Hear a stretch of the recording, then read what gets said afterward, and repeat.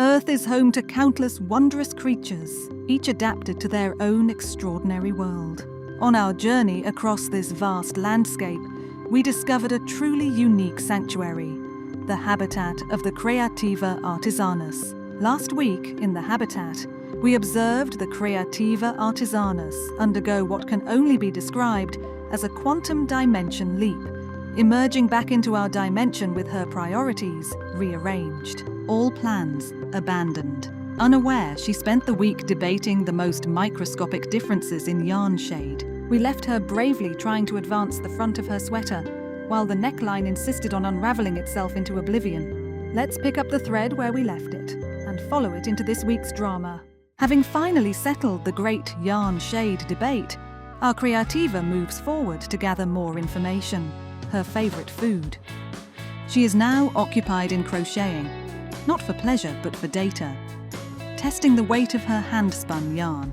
But take a closer look. Notice what she's left behind. The drum carder, abandoned in plain sight, right there on the table. This is no accident. It is bait. Her spouse, the Gastronomicus Domesticus, drawn in by curiosity, cannot resist. The urge to operate heavy machinery runs deep in this species. I divided all of the fibers into parts that are the same for the rest of the pieces that I'm going to need. She shows him the basics, and just like that, he is deep in the making as well, blending the fiber for her, and he doesn't even realize he's been lured. And while he operates the machinery, taming the fibers, she can progress much faster, carefully, patiently, coaxing the finished piece into its true shape. What a harmonious pair, or as the species themselves might put it, two peas in a well-crafted cocoon. So this is the first bobbin, and then we have 1, 2, 3, 4, 5. No, this is the second bobbin of the same yarn. So we have 1, 2, 3, and 4, and everything is ready for the center pieces of the blanket. The weekend is over. The Gastronomicus Domesticus is off to forage in distant lands, and the Creativa is left alone once more. Alone, but never idle. She is enjoying her morning routine at her chair. Wait, no. She's occupied with her beloved routine of spinning. No, she's back to knitting. Or is she? Are we witnessing what is called multitasking? Or is this a desperate attempt to manage the chaos of too many projects, all competing for her attention? Perhaps the structure of a deadline is what she needs. Tomorrow, I am going to see the recipient of the sweater, and I think I want to try to push it and finish the front so I can block it, seam the side seam, and let her try the sweater on. I just finished the last horizontal part, and I only have 26 rows to go. And yes, I'm counting rows after I did the back. I already have the measurements and I want everything to be exactly the same. So I counted the rows between the horizontal parts, so the front will be exactly the same. And for the last part, I counted 24 rows. So that's what I have left to work for the front. So let's try to really push it today and have it ready for tomorrow.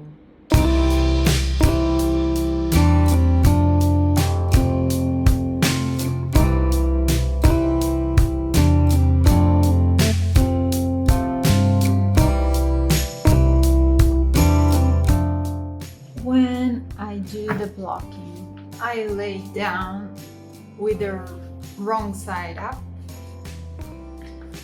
The back was already blocked, so I don't mind about that. just shoulders down.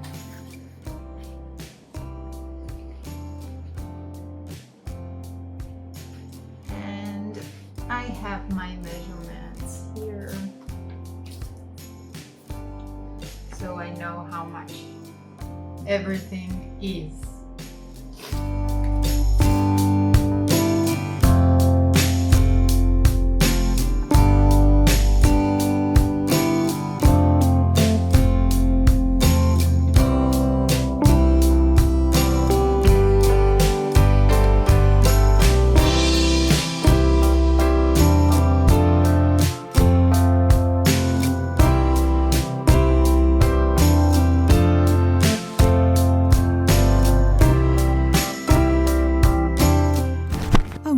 Something is wrong.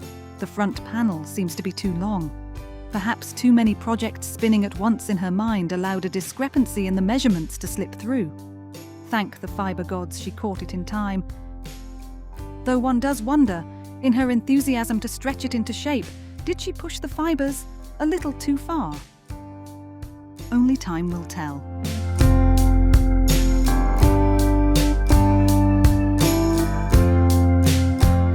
Impatient, right off the blocking board, the Creativa tries to estimate the fit of the garment. But what a strange act, trying to understand the fit of a garment without side seams. Is this an act of hope or desperation?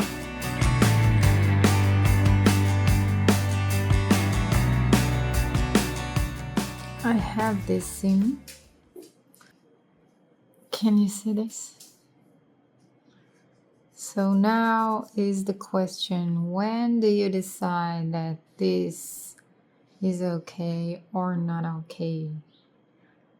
And it's like on one side of my brain says no one's going to see it. This is the underarm. This is the side seam. But you see, I see it. And I'm afraid that it is going to create some distortion here. And yeah. So what's the big deal? Take it all the way down here.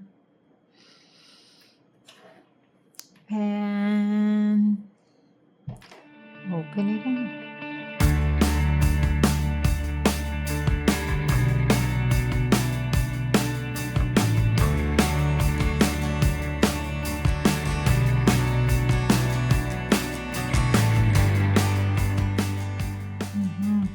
Skipped a lot of stitches here, and that's what made it squash in. Yeah. Let's redo this. Walking the wild, walking the wild. I think this is not aligned still. So I skipped here some stitches. I'm going to take it, open it up all the way to the purple line and check it out, because I counted the number of rows, so I know I have the exact same number of rows on the front and on the back. So if they are not aligned, it's because I made a mistake and I skipped a row or two here on the left side.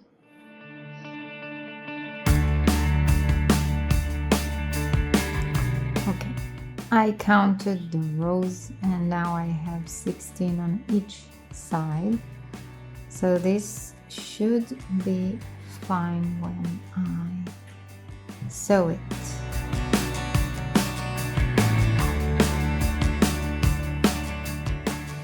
Okay, I think the seam now is fine. The lines are aligned and I can continue all the way to the end.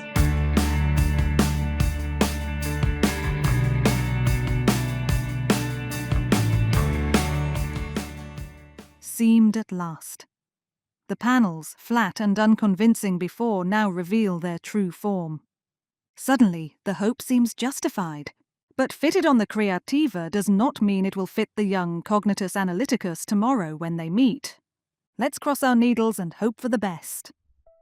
The next morning, the Creativa and the Cognitus Analyticus join forces, united in a single mission, helping the Gastronomicus Domesticus arrange his beautiful new habitat. Boxes are unpacked, furniture arranged, but during all this time, the Creativa can't help but think of one thing only: will the sweater fit?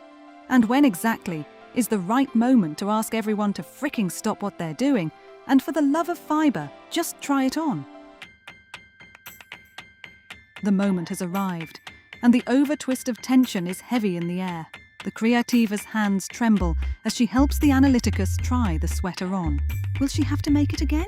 From scratch? No, it fits, like a shell on a hermit crab. As the Gastronomicus continues unpacking and arranging his habitat, the two females turn to more pressing matters: sleeve lengths, ribbing colours, the finer details that truly matter. Excitement is at an all-time high. After what can only be called a wild success, the Creativa can happily return to her beloved, isolated sanctuary and collapse into her chair. So, I'm back. I'm tired, but I'm really happy to know for sure that the sweater is going to fit the recipient, and I can now safely change to my ribbing needles and go ahead and finish the body. So in the vest, I had all the ribbings in the neck, in the armholes, and also at the bottom with the CC1 color, which here is the brown. But I wasn't sure that it's the right decision for the sweater. So after discussing this with the person that is supposed to wear the sweater, we decided to go for bottom body blue background color. I think it would be the best choice here. The sleeves also are going to be ribbed with a background color like the body. And then in the neck, we can do something a little more interesting. So what I'm thinking is finishing the neckline with one stripe of like 2 rows of the background color, and then have the ribbing worked with the brown color. We'll see how that works out, but that's only in the neck. The rest of the ribbings are going to be main color. So I'm going to close this day with just working on the ribbing. Sounds like a plan.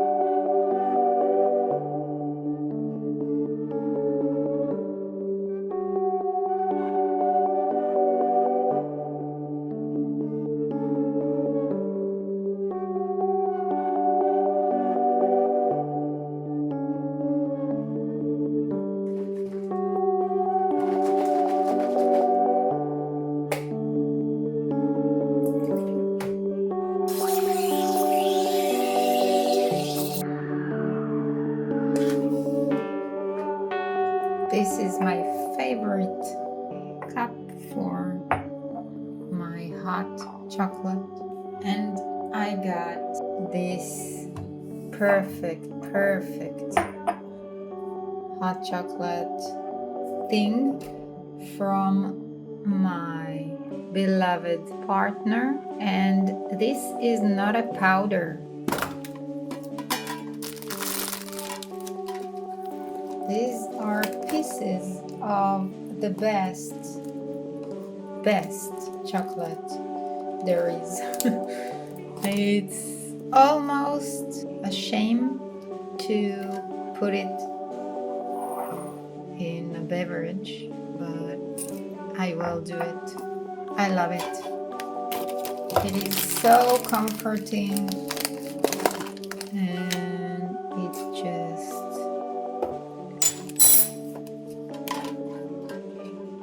so nice. So whenever I feel like I really want to spoil myself, this is what I do.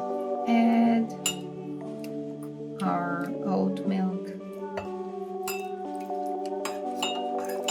and it just melts inside. And I always add a little bit of hot water. This is a perfect way to close the day and say goodbye. We leave the Creativa here, depleted of energy, yet fully charged with relief. Goodbye for now, and if you happen to know a Creativa, a Gastronomicus or an Analyticus, shower them with love. This is how they grow. Peace out.